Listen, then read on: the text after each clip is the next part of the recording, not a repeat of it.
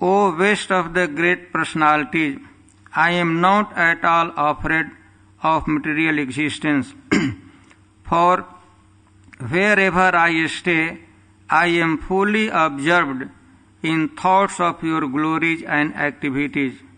My concern is only for the fools and rascals who are making elaborate plans for material happiness and maintaining their families, society, and countries. I am simply concerned with love for them. Purport. Throughout the entire world, everyone is making big plans to adjust the miseries of the material world. And this is true at present, in the past, and in the future. Nonetheless, although they make elaborate political, social, and cultural plans, they have all been described herein as Vimuddha, fools. The material world has been described in Bhagavad Gita as Dukkhalayam Asaswatam, temporary and miserable. But these fools are trying to turn the material world into Sukhalaya, a place of happiness, not knowing how everything acts by the arrangement of material nature, which works in her own way. प्रकृतेः क्रियमाणानि गुणैः कर्माणि सर्वशः अहंकार विमुढ़ात्मा कर्ताहम इति मन्यते. The bewildered spirit soul, under the influence of three modes of material nature, thinks himself to be the doer of activities that are in actuality carried out by nature. Bhagavad Gita, 3rd chapter, 27 verse. There is a plan for material nature. There is a plan for material nature, personally known as Durga, to punish the demons. Although the Asuras, the godless demons, struggle for existence, they are directly attacked by goddess of Durga, who is well equipped with 10 hands with different type of weapons to punish them. She is carried by her lion carrier, or the modes of passion and ignorance. Everyone struggles very hard to fight through the modes of passion and ignorance and conquer material nature, but at the end everyone is vanquished by nature's law. There is a river known as Vaitarani between the material and spiritual worlds, and one must cross this river to reach the other side, or the spiritual world. This is an extremely difficult task. As the Lord says in Bhagavad Gita, Daivi Hesha Gunmayi Mam Maya Duratya. The divine energy of mind, consisting of three modes of material nature, is difficult to overcome. The same word Duratya, meaning very difficult, is used here. Therefore, one can't surpass the stringent laws of material nature except by the mercy of the Supreme Lord. Nonetheless, although all materialists are baffled in their plans, they try again and again to become happy in this material world. Therefore, they have been described as Vimuddha, the first class fools. As for Prahlad Maharaj, he was not at all happy. As for Prahlad Maharaj, he was not at all unhappy, for although he was in the material world, he was full of Krishna consciousness. Those who are Krishna conscious trying to serve the Lord are not unhappy, whereas one who has no assets in Krishna consciousness and is struggling for existence is not only foolish but extremely unhappy also. Prahlad Maharaj was happy and unhappy simultaneously. He felt happiness and transcendental bliss because of his being Krishna conscious, yet he felt great unhappiness for the fools and rascals who make elaborate plans to be happy in this material world. नैवो द्विजे पर दुरत्यवै तरेण्यास त्वद्वीर्ज गायन महामृतमग्न चीतः सोचे ततो विमुख चेतस इंद्रियार्थ माया सुखाय भर मुद्वहतो विमुढ़ान. This verse is also in continuation of the same subject matter. Prahlad Maharaj offering prayer, praying to Lord Nrsimhadev. Previous verse talks about Prahlad Maharaj type of requesting Nrsimhadev. My dear Nrsimhadev, please deliver all the fallen conditioned souls. And for you, in previous verse talked of, you are requesting Prahlad Nrsimhadev, my dear Nrsimhadev, for you, it is not very difficult thing. It is very easy for you. You are the supreme like creator of this universe. You maintain this universe and annihilate this universe. Everything is done by you. So, liberating all the living entity is not difficult for you. So, please deliver all living entity, conditioned living entities. As if Nrsimhadev asked Prahlad, what is your concern about it? Your personal, you are a devotee, I am very ready to deliver you. You will be saved. Why you are thinking about other person? You should not. Why? Your personal advances, spiritual advancement, I am here, I can give you. You can enter, you are eligible, already you are eligible to enter in the kingdom of God, in my abode. So then, Prahlad Maharaj, Naivo dvije paraduratya taranya. I am not disturbed at all. I am not afraid of Baitarani. Baitarani, there is a river called material existence between material planet and spiritual planet. Between the very dangerous river is flowing, that is called Baitarani, insurmountable, very difficult to cross it. Prahlad Maharaj is saying that I am not afraid at all. I am not thinking about my own personal deliverance, mukti, because I will get it very easily. Tvat virj gayan maha amrita magna chita. Simply I am engaged in your pure devotional service.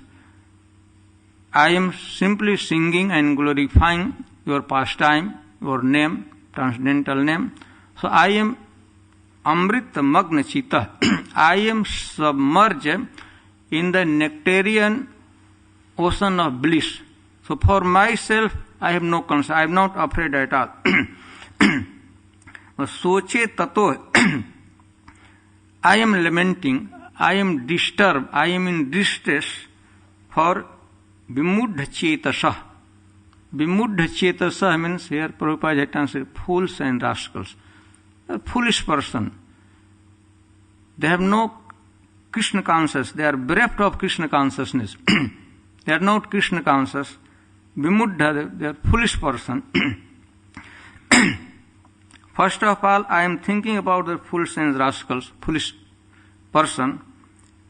What they do, Indriyartha, they are very much interested for sense gratification. Indriya artha, object of sense gratification, they are very much interested. They are trying their level best to get it, sense gratification.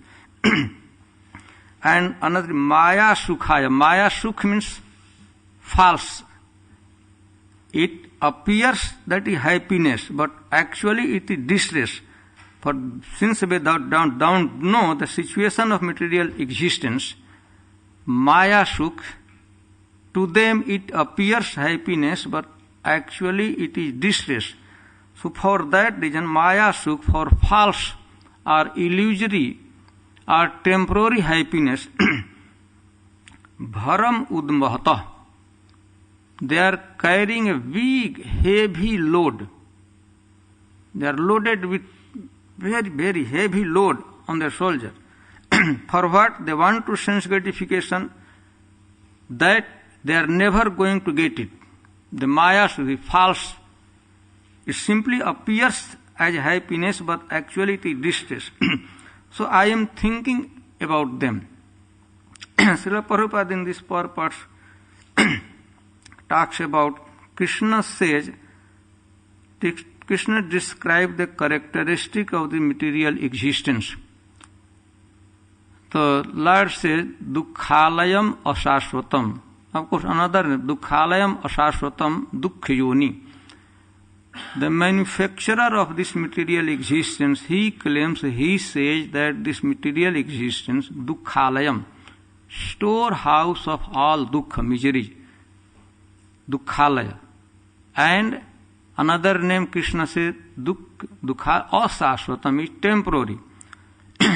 It is full of all misery, distress, dukkha, and same time it is temporary as well. Not only that, but it is source of further misery. All in this material world, misery is there, distress is there, but it not that in limited quantity. That material world creates further suffering also. So the people, foolish person, who don't know the actual characteristic nature of this material existence, they want to devise separate type of plans. Many social plan, political plan, economical, they have planned arrangement. They want to turn this material world as a happy place, Sukhalaya, a storehouse of happiness. They want to, but they are not going to do it. So Prahlad Maharaj saying that I am thinking about, I am lamenting, I am feel distress, I feel compassion of the living entity. Srila Prabhupada towards the end of the purport talks about characteristics or quality of a devotee, that he himself, because he engaged in Krishna consciousness, personally he has no any distress. He is a very happy person. He derives unlimited pleasure out of cultivation of Krishna consciousness. Since he cultivates Krishna consciousness, bhakti, for that reason he is very much satisfied, very happy. But simultaneously the devotee is very much distressed condition when the devotee sees that other living entities are suffering. So this in Bhagavatam, Vedic literature, par dukkha dukhi. A Vaishnava is very much distressed condition to see the distress of all other living entities. And Srimad Bhagavatam repeatedly this theme, this subject matter is described. One very much celebrated incident took place, the churning of a ocean. The one time Devata, demigods and demon get together, they churn the ocean of milk. And then first thing by churning came out the poison. Very dangerous poison came out, and it started to spread all over the surface of the earthly planet. And then every living entity, including demons and demigods, become very much disturbed. And then they approach for help to Lord Shiva. And the description is there that demigod, even Lord Vishnu was also present there. They requested that, my dear Lord Shiva, please save us from this dangerous condition. So Shiva spoke something, Because here she was Parvati, Sati was also with him, his wife. So first, in order to pacify his wife, Sati, he talks something about the compassion of a devotee. So Lord Shiva is there said, Kripayatah Pumsa Hari is pleased. A person who is engaged in welfare activities or a person who is engaged in benevolent activities, the Lord is very quickly pleased. So Shiva was trying to tell Parvati or Sati that I am going to drink the poison and it is my duty, because all other living entities are suffering. In order to mitigate their suffering, in order to destroy their suffering, it is my duty to drink the poison.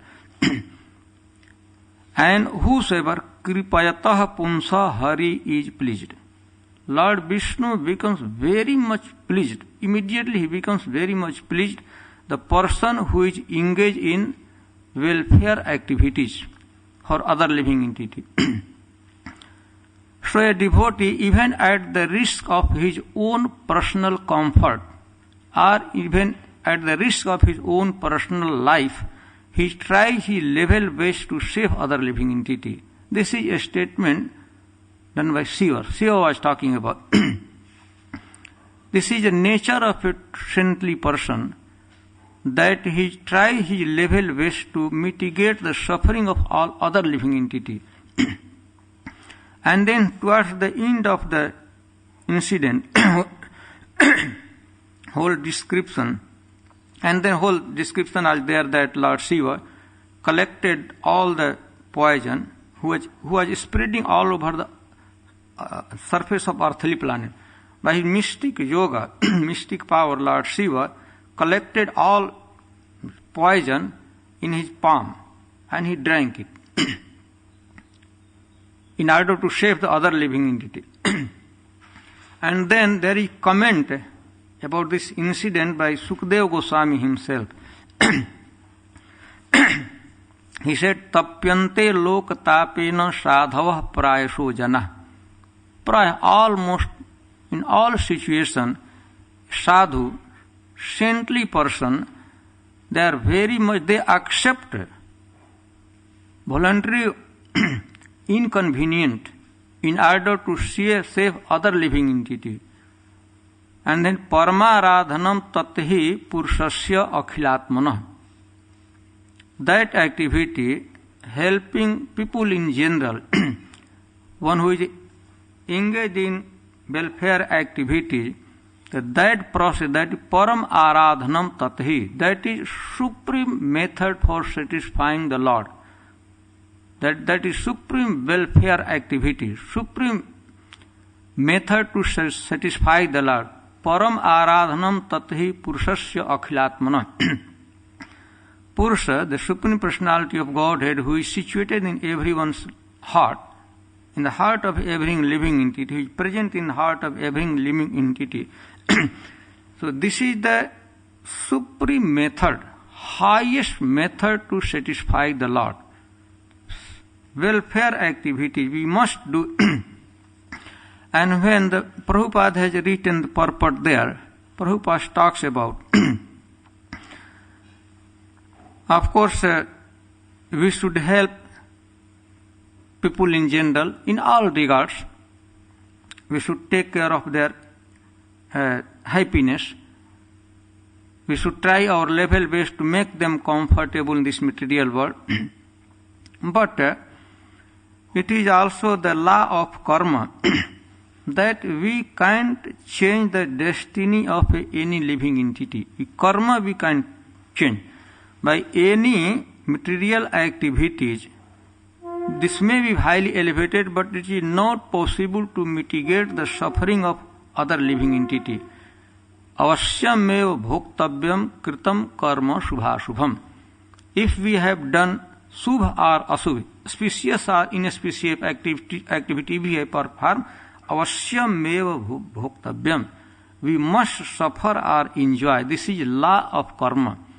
This is stagnant law of karma. We can't escape that one.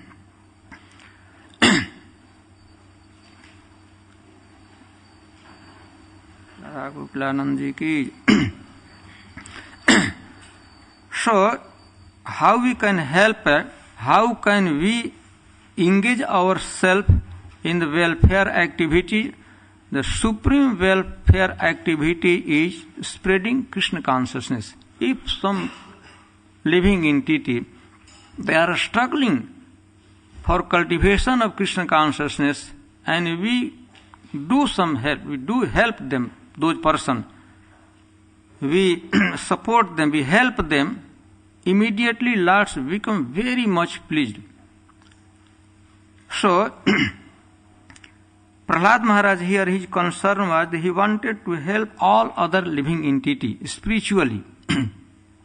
For that reason, the other welfare activities are not so effective, because the law of karma is there. If some living entity has committed sinful activities, so by any material arrangement we can't change the destiny of the suffering living entity.